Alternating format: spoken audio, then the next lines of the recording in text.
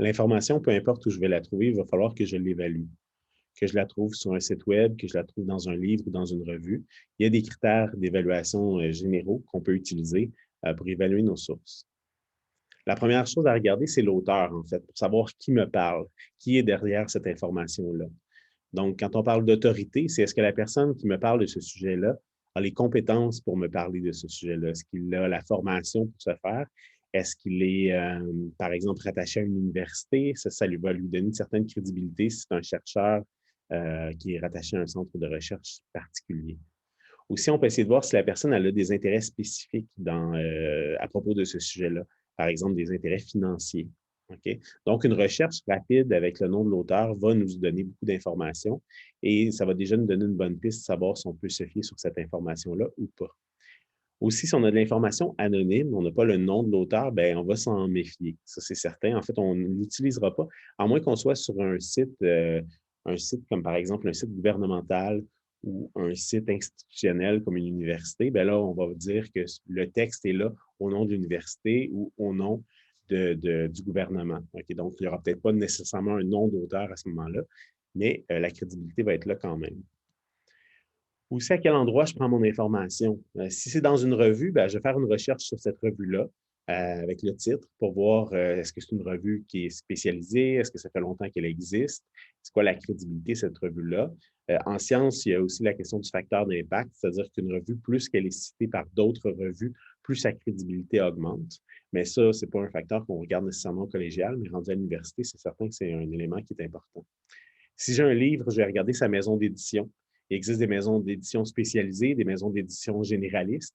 Il y a aussi des maisons d'édition qui publient à compte d'auteur. Ça veut dire que, en fait, il n'y a pas vraiment de processus éditorial derrière la création du livre. Donc, on va se méfier de ces maisons d'édition-là. Donc, il faut regarder la crédibilité de la maison d'édition. Si je suis sur un site web, puis on va le voir tout à l'heure, on va regarder à propos de nous, qui nous sommes, etc., ce genre de choses-là, pour savoir qui est derrière le site web. Est-ce que c'est une entreprise? Est-ce que c'est un organisme, un gouvernement? Pour avoir plus d'informations. Une chose qui va être importante aussi, c'est la date. Dépendamment du sujet, ça va être plus ou moins important, mais on ne veut pas avoir d'information qui est périmée et pour laquelle il y a déjà de la nouvelle information qui est plus récente et qui est meilleure. On va regarder aussi s'il y a une bibliographie. Donc, normalement, toute bonne étude va avoir été faite à partir de sources d'informations, comme quand vous faites vos travaux.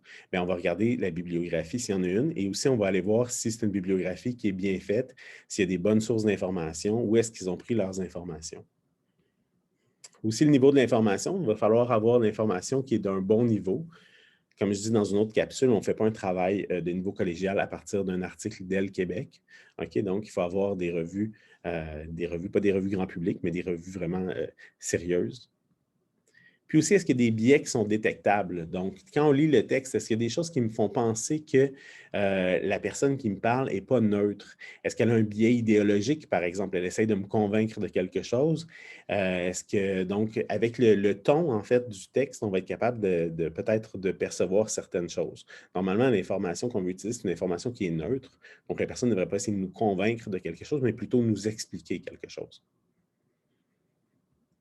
La valeur de l'information peut varier dans le temps. Je vous donne un exemple.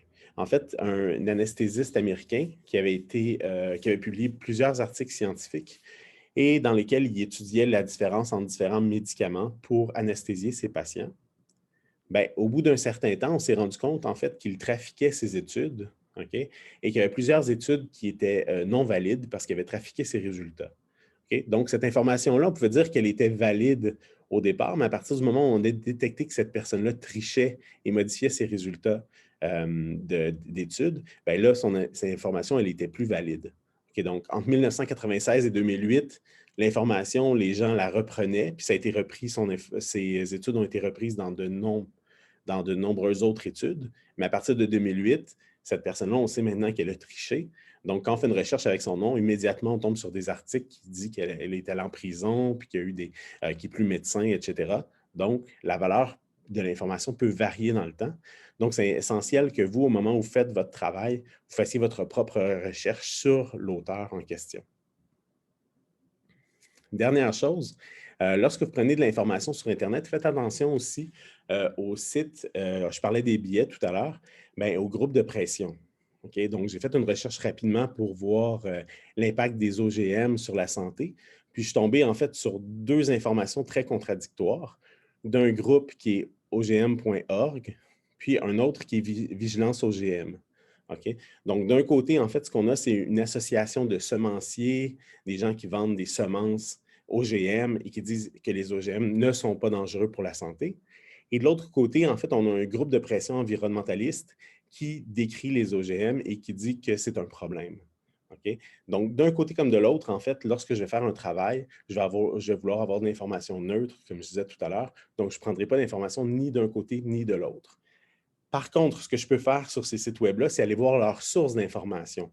Donc, eux, de chaque côté, ils ont mis leurs sources d'information. Donc, on peut aller voir ces sources-là. Et si c'est des sources scientifiques, bien, on va pouvoir utiliser ces sources-là. Mais de prendre directement l'information sur ce site web-là, il ne serait pas valide parce qu'évidemment, ces groupes-là ont des intérêts chacun de leur côté. Voilà. Faites attention à vos sources d'information.